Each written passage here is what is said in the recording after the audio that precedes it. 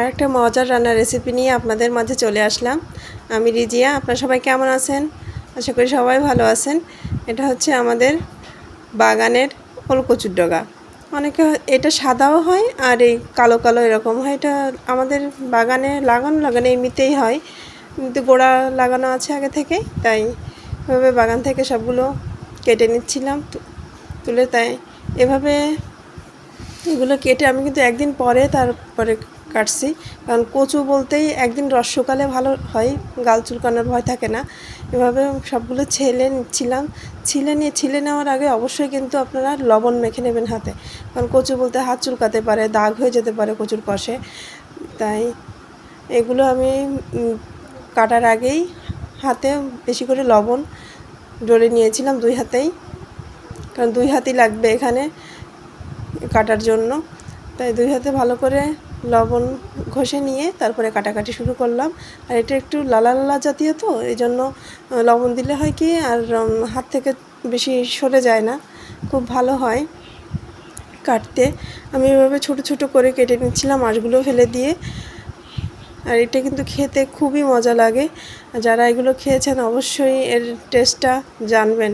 আর নারকেল চিংড়ি মাছ হলে তো কথাই নেই, এগুলো খেতে কিন্তু খুবই ভালো লাগে। আর গ্রামে থাকলে হয় কি এগুলো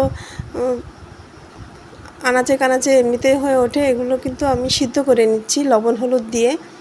হালকা লবণ দেবেন, কারণ লবণটা অনেক বেশি হয়ে গেলে পরবর্তী রান্নাতে লবণ ব্যবহার করা হয়, এজন্য লবণটা বেশি হলে সমস্যা হয়ে যাবে। তো সামান্য পরিমাণে লবণ দিয়ে এবং হলুদ দিয়ে আমি এটা সিদ্ধ করে নেব, যাতে কালারটা ঠিক মতো থাকে। আর সিদ্ধটা এখানে একটু ওলকচুর ডগাতে বেশি লাগে, এজন্য সিদ্ধ দিয়ে আমি এখানে নারকেলটাও কুড়িয়ে নিচ্ছি। আর আমি এখানে মাটির চুলায় রান্না করতেছিলাম, এজন্য ধোঁয়াটা একটু বেশিই হচ্ছিলো। হয়তো বা ঘোলাটে আপনাদের দেখতে সমস্যা হবে, এগুলো একটু ভুল ত্রুটি হতেই পারে, আপনারা এটা একটু ক্ষমার দৃষ্টিতে দেখবেন, কারণ গ্রামের বাড়ি রান্নাবান্নায় তো ধোঁয়া হতেই হবে কাঠের চুলায়। এবার নারকেলটা আমি কুড়িয়ে নিলাম। নারকেলটা এখানে অর্ধেকটার মতো নারকেল দিয়ে নিয়েছিলাম, কারণ আমরা লোকজন কম, অল্পই রান্না করছিলাম। আপনাদের পরিমাণ মতন সব কিছু দিয়ে নেবেন। এখানে আমি সরিষার তেল দিয়ে নিলাম কড়াইতে। আর আমি সবসময় জন্য সরিষার তেলেই রান্না করার চেষ্টা করি।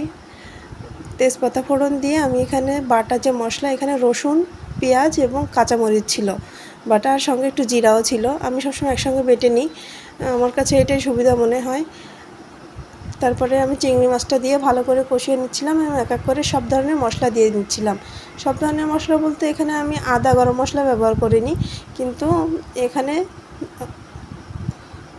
লবণ, তারপরে মরিচের গুঁড়া, ধনের গুঁড়া, হলুদের গুঁড়া, এগুলো দিয়ে ভালো করে কষিয়ে নিয়ে তারপরে নারকেল দুধটা দিয়ে দেব। আমরা বাগেরহাট এলাকার মানুষ তো নারকেল দুধটা সব মানে এই ধরনের কচু জাতীয় জিনিসে খেতে আমরা বেশি পছন্দ করি, আর টেস্টটাও তো বাড়ে খাবারে। আপনারা চাইলে অ্যাভয়েডও করতে পারেন। এভাবে আমরা ভালো করে কষিয়ে নিলে যে কোনো তরকারি কিন্তু খুবই ভালো লাগে। আর এভাবে আমি নারকেল দুধটা দিয়ে নিয়েছি, কারণ আমি পাশাপাশি বসেই কাজটা করতেছিলাম, আর আলাদা করে গুছিয়ে নিয়ে করিনি, এজন্য একটু সময় লাগছে আমার রান্নাটা। আর ওলকচুর ডগাতে একটু জাল লাগে, সেটা আপনারা যারা রান্না করেছেন আগে পরে তারা জানবেন। আর প্রথম দিকে একটু ভালো করে সিদ্ধ করে নিলে পরে কম জাল দিলেই হয়। কারণ আর আমি সব সময় কচু বলতেই গরম পানি আর উতল মানে বলম ওঠা যে পানিটা, সেটাই সবসময় কচুটা দিই, তাতে করে কচুতে কখনো গাল ধরে না। আমি এই টিপসগুলো ব্যবহার সবসময়ের জন্য আর কি খেয়াল করে চলি, যাতে করে কচু জাতীয় জিনিসও কখনো যেন গাল না ধরে। এভাবে আমি যখনই বলম উঠে গেল, এখন সেদ্ধ করা যে ওলকচুর ডগাগুলো দেখেন, দেখতে কত সুন্দর দেখাচ্ছে, একেবারে সবুজ কালার, খুবই ভালো দেখাচ্ছিল। এভাবে দিয়ে ভালো করে তেল ফুটিয়ে রান্না করব। আর এটা কিন্তু হালকা পানির থাকলে কিন্তু গাল চুলকানোর ভয় থাকে। আর আমার এখানে একটু ধোয়া, আর ক্যামেরার আলোতে কেমন যেন আরও বেশি ধোঁয়াটে দেখায়। আমার ভিডিওগুলো সময় করে কষ্ট করে এই ভিডিওটা দেখেন তাদেরকে অসংখ্য ধন্যবাদ। আর প্লিজ যারা আমার অডিয়েন্স আছেন অবশ্যই আমাকে লাইক কমেন্ট এবং শেয়ার করবেন। আর যারা আনফলোয়ার আছেন অবশ্যই ফলো করে দেবেন।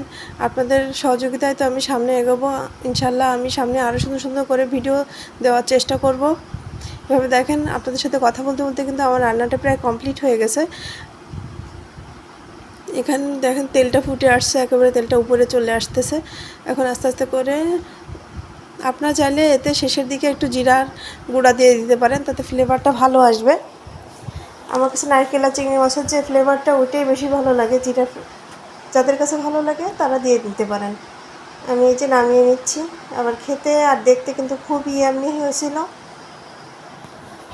এটা গরম ভাতে খেতে একটু লেবু নিয়ে অনেক মজার।